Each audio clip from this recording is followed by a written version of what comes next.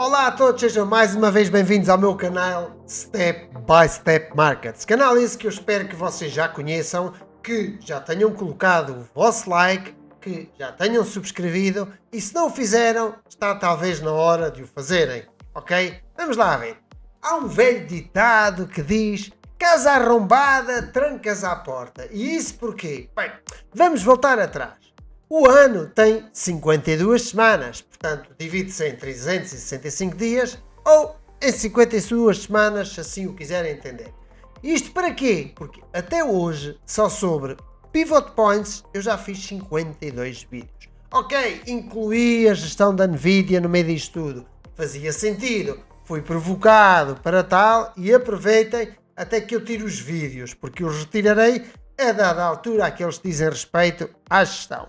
Portanto, isto para dizer que se até agora, só sobre Pivot Points, eu já fiz 52 vídeos e a coisa não para aqui, poderia ir muito mais. Imaginem se eu não explorasse qualquer outro indicador com o detalhe com que explorei os Pivot Points. Bem, então, posto isto, qual é o ponto que eu quero aqui começar? Nós estamos neste momento no verão, não sei quando é que vão ver este vídeo, mas atualmente já o estou a gravar no verão e quando comecei a gravar sobre os Pivot Point, neste caso sobre a gestão da Nvidia aplicando a metodologia dos Pivot Point, verdade que é uma metodologia própria, pessoal, não é uma metodologia que encontrei nos livros, isto foi a partir de final de setembro, princípio de outubro de 2024.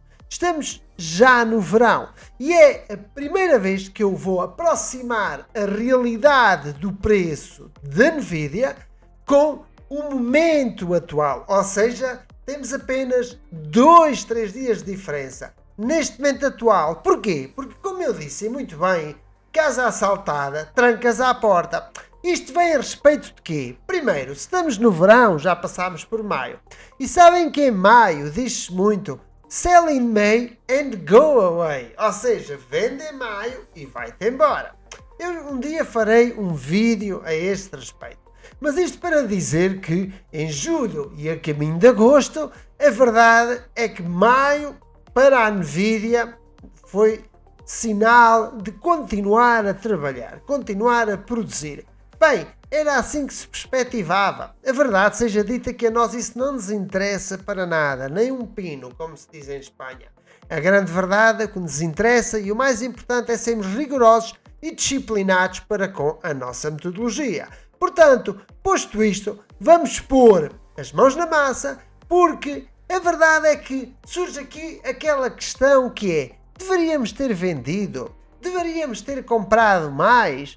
Vamos ver o que é que aconteceu se tivéssemos vendido, vamos ver o que é que aconteceu se tivéssemos comprado mais e vamos ver o que é que aconteceu, que esta é a parte mais importante, se tivéssemos sido fiéis à nossa estratégia, se tivéssemos sido fiéis à nossa metodologia. E ela está pensada para todos os perfis, para os que são mais propensos ao risco e também para aqueles que são menos propensos ao risco. Porquê? Porque foi preparado um plano de gestão, foi desenhado um plano em que as pessoas entram de alguma maneira gradualmente no modelo de demonstração e ao longo do tempo vão experimentando os movimentos e veem o que é que teria eventualmente acontecido. Então vamos lá pôr as mãos na massa e vamos aqui pegar no gráfico da Nvidia. Bem, nós temos aqui os Pivot Point, já sabem que eu vou pôr aqui este sombreado é os Pivot Point. Vejam os vídeos anteriores, vejam como é que os mesmos se formatam e agora aonde é que nós devemos de ir? Nós deveríamos ter vendido? Não deveríamos ter vendido? Bem, aquilo que eu quero agora que vocês percebam é, vamos aqui ao ponto seguinte e o ponto seguinte é: houve novos sinais para entrar? Vamos ver então, já sabem que isto é os pontos pivô sobre a Nvidia, eu sobre isto não vou voltar a explicar, estão nos vídeos anteriores. Agora aquilo que eu sim vou voltar aqui a falar é que este foi o nosso plano. Ou seja, o nosso plano é que sempre que há bolinhas e círculos azuis, o preço marca um ponto pivô ascendente em relação ao ponto anterior e isso dava-nos um sinal de acumulação ok? Sempre que era cor de laranja. A grande verdade é que era descendente, não nos interessa acumular contra a tendência, há quem o faça, há modelos de gestão que se podem muito bem fazer. Poderíamos aqui falar sobre os processos martingalas. A verdade é que prefiro comprar mais caro, mas a favor da tendência. The trend is your friend, ok? Neste modelo em concreto foi a metodologia introduzida. Luís, mas existem outras que também poderão ser eficazes. Sim, mas aqui estamos a falar de disciplina. Fomos fiéis a este modelo. Muito bem, vocês já sabem tudo isto. Cor de laranja, já sabem que o ponto é inferior, por isso aqui não há sinal para entrar. Azul, há sinal. Neste caso, em relação ao passado, porque isto não foi feito em tempo real, como tal, não poderia nunca constituir qualquer tipo de recomendação.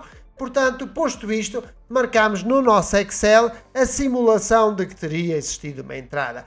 E quando o ponto é amarelo, não é laranja nem azul, quando ele é amarelo, eu volto a relembrar que no plano B e no plano C, sim, que havia um posicionamento no nosso Excel de uma nova posição, uma nova acumulação. No plano A não, porque a regra do plano A é que os máximos tinham que se superar. No plano A, aqui sim que teria interessado, mas no plano B e C, aqui já teria interessado, porque bastava o ponto ser superior, ponto pivô ser superior, em relação ao outro ponto anterior. Bem, deu-se todo este movimento, e sabem que número é este que aqui está? Este número mínimo que aqui está é 86,64, mas o que muita gente me perguntava era: deve vender? Ou seja, as pessoas perguntavam se deveriam simular no Excel delas, porque estavam a replicar o Excel, numa situação como esta, se deveriam ou não deviam vender. E eu escrevi e-mails, dei respostas,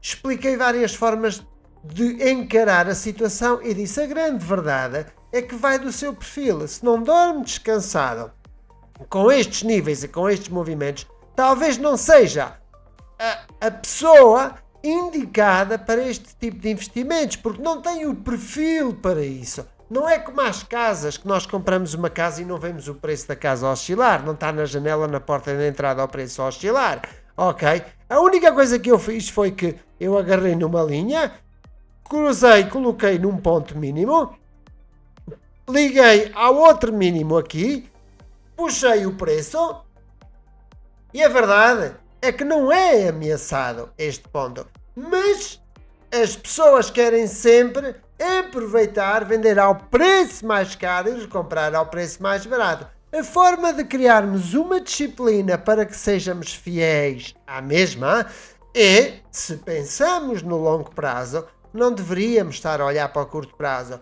É contraproducente estarmos a falar e a ver vídeos de literacia financeira, da maravilha do juro composto, e de estarmos a falar em acumulação de capital, em estarmos a pensar a 20 e a 30 anos de vista, e quando há uma semana que os mercados estão nervosos, porque uma semana em 52 semanas, uma semana em 520 semanas, porque 10 anos são 520 semanas, uma semana em 1040 semanas, porque há 1040 semanas em 20 anos, e de repente pensa-se em 1040 semanas, mas há uma semana que corre mal e fica tudo assustado, ok? Não pode acontecer. Posto isto, vamos então agora olhar que temos aqui, que no nosso Excel só tínhamos registro destes níveis aqui, e os níveis de que tínhamos registro aqui são este mínimo, mas agora para o plano B, já que o plano A enterramos esse plano, era apenas eficaz e fomos disciplinados executando o seu stop, ok? Já que o seu stop, o preço mínimo, estava ali na ordem dos 95 e ele veio a 86 e executou-se sem, portanto, mais-valias, mas também sem prejuízos na conta de simulação, no Excel. O plano B e o plano C continuam com os seus níveis muito distantes. E é disso que eu quero confirmar, é isso que eu vos venho mostrar. Vamos lá então. Temos aqui o plano B, recorde que é tudo isto. Vamos agora falar sobre ele, ok? E temos aqui o plano C. Vamos só atualizar, porque é a última vez que eu vou atualizar e falar sobre o modelo de gestão da NVIDIA, este é o último vídeo sobre o modelo de gestão da Nvidia, porque é o mais próximo que nos vamos aproximar da realidade, e daqui para a frente a verdade é que cada um, em função do seu perfil, deverá desenhar o seu próprio plano. Então vamos lá, o que é que nós temos aqui? Bem, temos que em maio e junho o mercado, na verdade, ofereceu-nos aqui sinal. Foi ou não foi? Este é maio, este é junho. Já estamos em julho e vamos aprender porque é que foi tão importante aprendermos a fazer as fórmulas dos pivot point, ok? Então vamos lá. Novamente, temos aqui maio e junho. O que é que aconteceu? Eu agora vou aqui recordar o seguinte, é que nós agora vamos ver os preços que sucederam. Portanto, o pivô estava a 105 para maio e a 132 para junho. Eu agora vou recordar que eu vou retirar aqui a minha câmera para vos recordar, ok? Vou pôr aqui o ponto aqui e se eu puser aqui, reparem, vocês olham para a minha esquerda onde estava a minha câmera e têm ali qual é que é o ponto pivô, onde é que está o nível da primeira, segunda e terceira resistência, primeiro, segundo e terceiro suporte, vem o preço mais alto, o preço mais baixo, o preço de abertura e o preço de fecho. Qual é que foi a regra que nós criámos para o mês de maio? Foi entrar imediatamente, colocar o registro de uma entrada na nossa conta de simulação Excel ao preço de abertura. E o preço de abertura foi aqui. E diz ali Open 112,89. Mas para junho, o preço de abertura é esta vela vermelha, que abriu a descer, mas abriu por cima do ponto pivô. E o Open diz 143,93. Se o preço abrisse, e eu volto a recordar, por baixo do ponto pivô, aquilo que teria sucedido é que nós teríamos não tomado nenhuma decisão, porque às vezes no mundo do trading a melhor decisão é aquela que não se toma, e só quando o preço passasse pelo ponto pivô é que se executaria portanto, ao nível do próprio ponto pivô, ok? Então, voltando aqui ao nosso Excel, cá está, vamos ver agora qual foi o nível de entrada que aqui aparece. Cá está o que eu disse, 112,89, 143,93. Isto faz com que os preços médios sejam os quais? 72,95, não, peço desculpa, 72 e 75,59. Estes são os nossos novos pontos médios. Neste caso, o que conta é agora o último, porque eu estou só a atualizar as duas posições, ok? Bem, vamos lá. Então temos que, neste momento, eram compradas 100 unidades. As 100 unidades ao preço de 112 foi este montante que custou e ao preço de 143 foi este preço que custou, ok? Acontece que, acumulando, este é o dinheiro que em maio passou a valer a carteira, a valer não, a ter-se investido este montante, e em junho o montante investido aumentou para este nível, ok? Depois a carteira, na verdade, aos preços a que estava a cotar, tendo em conta o nível de entrada, ok? Fez com que o valor da carteira aqui fosse 214 e no mês de junho o valor da carteira saltou consideravelmente para 287. Luís, porque é que estes 214 são inferiores a estes 256? Porque estes 256 tinha sido a penúltima, a antepenúltima registro no nosso Excel a 142, a penúltima já foi a 112, um valor claramente inferior, ok? E a seguir foi a 143, a última, ok? Bem, o que é que quer dizer a próxima célula? O que eu estou é fazer um refresh do que é que está aqui,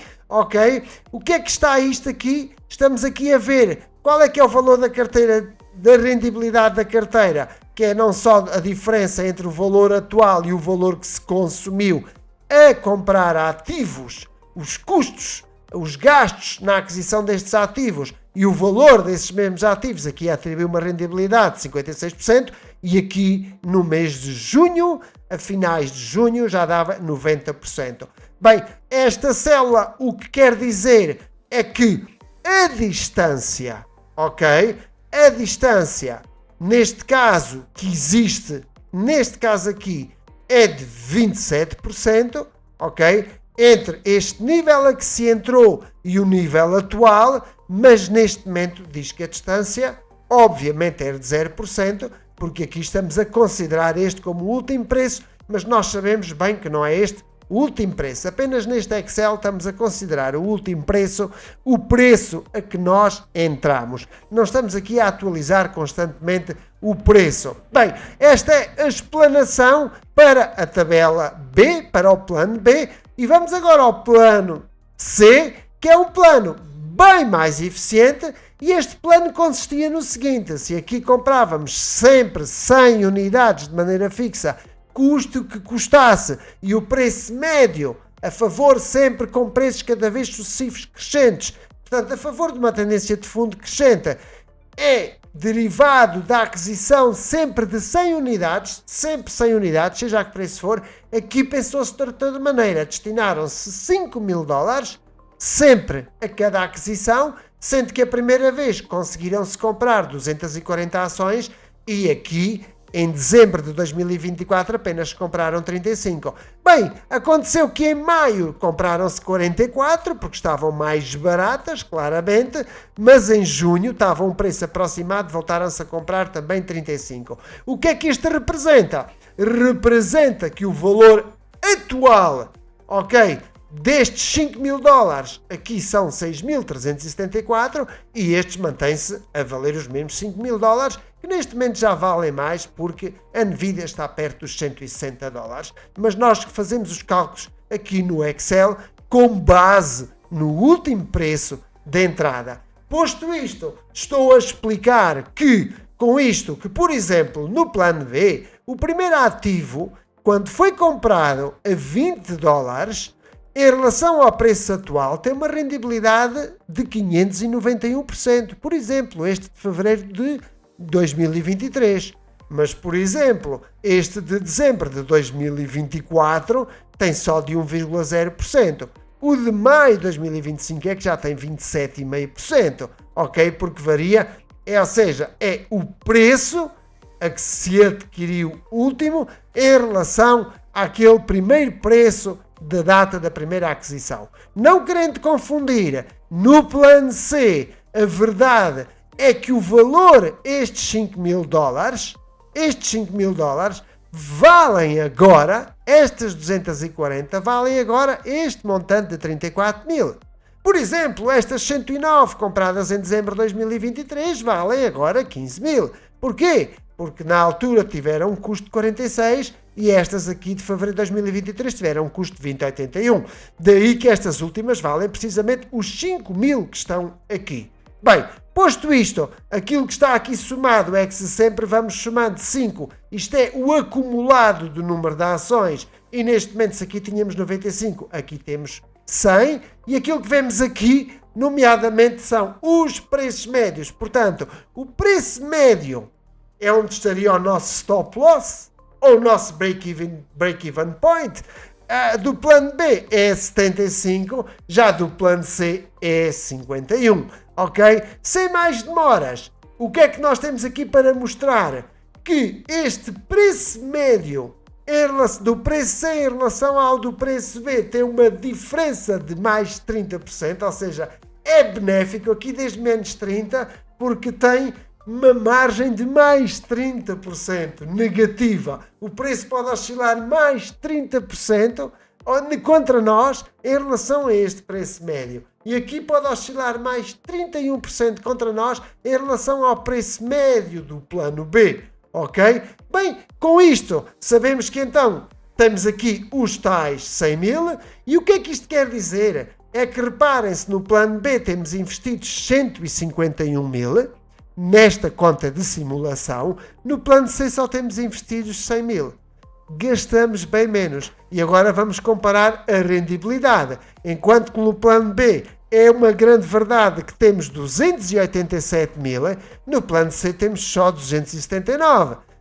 Mas a verdade é que em termos de rendibilidade, reparem que no plano B a rendibilidade é de 90% e no plano C é de 179%. Bem, esta foi a última vez que eu atualizei o Excel e vou demorar só mais 1 ou 2 minutos para explicar algo que eu não detalhei a última vez e que importa detalhar. Que é então o seguinte, reparem, quando se fez aquela pergunta, afinal Luís, eu vendo ou eu não vendo? Lá está, eu dizia, casa arrombada, trancas à porta. O que é que este ditado se diz? Porque normalmente ficamos à vontade, deixamos as janelas, a porta aberta, não tiramos a chave do carro e no dia que somos assaltados fazemos tudo, protegemos-nos demasiado, contratamos todo o tipo de seguros e nessa altura já não vale a pena. Já não vale a pena. Parece aquelas vezes em que, quando não fazemos o seguro do carro, fomos bater. Que azar. E agora que tenho o seguro, nunca mais bati. Faz-me lembrar aquela pessoa que levou uma panada na porta, bateu com o carro e fica à espera que um dia alguém lhe bata naquele sítio para conseguir arranjar algo que ele antes estragou. Só que acontece que depois dele estragar, nunca mais teve o azar ou a sorte para ele de lhe baterem para alguém reparar o estrago dele. A quem é que isto já não aconteceu? Bem, vamos lá, porque depois eu divago muito, mas a grande verdade é que esta tabela de baixo, eu já tirei o plano A e vamos explorar o plano C. O que é que eu aqui exemplifiquei? Eu exemplifiquei que, na altura, no plano B, tínhamos, aqui na verdade são 2.000, este plano aqui não está atualizado, ok? Nós aqui temos 2.000 e aqui nós temos, portanto, 1942. Eu vou pôr aqui 1942, só porque eu não tenho a certeza de que, como é que eu parametrizei isto. Pronto, cá está. Aquilo que nós temos aqui agora é que o valor investido é este, cá está. Aqui o valor investido é este, no plano C. E aquilo que, se nós nos assustássemos, lá está, casa arrombada, tranca à porta, trancas à porta, quando víssemos este nível aqui, eu sugeri que até poderia ter sido aqui, e na altura poderíamos pôr aqui o número 103,30, que foi o valor do pivot point, por exemplo, por ser inferior. Até falei que ao haver 3 descendentes poderia fechar esta posição, mas a verdade é que vamos pôr aqui, se tivéssemos ido ao mínimo, no pior dos casos, porque ninguém acerta nos máximos e ninguém acerta dos mínimos, teríamos que ter vendido 1745. Como é que fazemos isso? Dividimos o montante que nós temos por este, ok? Sabemos quantas é que nós teríamos que vender. E ficávamos com uma carteira com este valor. Ficávamos com 255 cotadas ações no plano B e 788 no plano C. E este seria o valor da minha carteira. Porquê é que nós faríamos isto? Para recuperar no plano B todo o montante investido era resgatado. E aqui soubemos quantas ações tínhamos que vender. Porquê estas? Porque o preço médio é 75, mas nós assustámos nos 86. No plano C, o preço médio é 51, mas nós assustámos nos 86. Portanto, no plano B teríamos vendido este número de unidades, no plano C teríamos vendido este número de unidades, teríamos ficado com este número, teríamos ficado com este número e sobrava-nos isto em ações e o valor dessas ações era este. E estas já nos custavam 0. Ou seja, elas podiam ir a 1 cêntimo, mesmo assim não perdíamos. Mas é correto pensar desta forma? É aqui que eu quero esclarecer. Não é absolutamente correto pensar desta maneira. No mínimo, quanto tempo passou daqui a aqui? Ora, podemos aqui 2 anos. Vamos lhe meter 2 anos e meio. 2 anos e meio. Se a inflação registada pelo Banco Central Europeu é desejável na ordem dos 2%, 2 anos e meio, eu diria que podemos muito bem pôr aqui uma inflação de 5%. A 2% por ano, vamos pôr uma inflação de 5%. Até no mínimo, para o dinheiro não estar parado debaixo do colchão e para ser o equivalente a termos um depósito a prazo, vamos pôr aqui 5%. O que é que isto quer dizer? Quer dizer que para vendermos a não perder, mas também para o dinheiro por estar parado, não perdermos poder aquisitivo ou capacidade de compra, porque os bens e os preços dos bens sobem, então no mínimo nós deveríamos vender isto, o correspondente a 158, portanto sobre os 151 deveríamos querer resgatar mais 7 e aqui, ou aqui sobre os 100 querer resgatar mais 5 e só obrigava-nos a vender este número de títulos e obrigava-nos a ficar, portanto, com estas ações e com este montante. Mas, Luís, 2%, vamos considerar 3%. 3% para 2 anos e meio, 3% é saudável, porque a inflação está em termos médios ali nos 2,5, 2,6, 2,7, 2,3, anda por ali. Então, à cautela, vamos pôr 3. Ok, 2 anos dá 6, 7,5%. Então, vamos pôr 7,5%. Pronto, e 7,5% sobre 151 mil dólares. Eu tenho estado a dizer euros e é um disparate, que estavam ali parados, nós devemos no mínimo querer resgatar 162, porque aquilo que em fevereiro de 2023 comprávamos com 151 mil, desde que não sejam casas, agora precisamos de 162 mil, estamos a falar do pão da água e do leite, ok? Bem, era isto que nós teríamos que fazer. Bem, visto desta forma, mas se em vez de 180, dos 86, se eu quiser pôr aqui os 103.5 que vimos no gráfico, Luís, daquele nível do pivot point, eram estes os números, tínhamos que vender este número de unidades, aí ficávamos claramente com mais ações, ok? E se quiséssemos pôr o outro nível que vimos ali e que chegámos a ter dos 115, por exemplo, era isto que teríamos que fazer, e é isto que eu apenas hoje, para começar, e sobre os pivot point, vos queria falar. Com isto, falhou aqui a parte da câmara e desde já eu peço desculpa por isso. É aquilo que eu tinha a dizer para hoje. Para já, ficamos nesta senda. Foi a última vez que eu falei do plano de gestão da Nvidia nos Pivot Point. Eu ainda quero agora falar sobre a verdadeira, neste caso sobre o modelo de gestão. Não foi o último Pivot Point. O último Pivot Point, vai ser o da próxima semana. Vamos fechar hoje Nvidia, fecharemos na próxima semana Pivot Point e vamos então pegar num novo tema.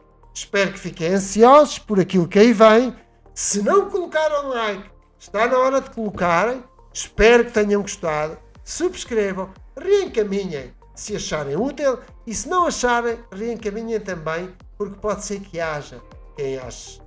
Um bem-aja e até para a semana para fechar os Pivot Point, porque hoje foi a última vez que falámos do modelo da gestão da Nvidia. Um bem-aja.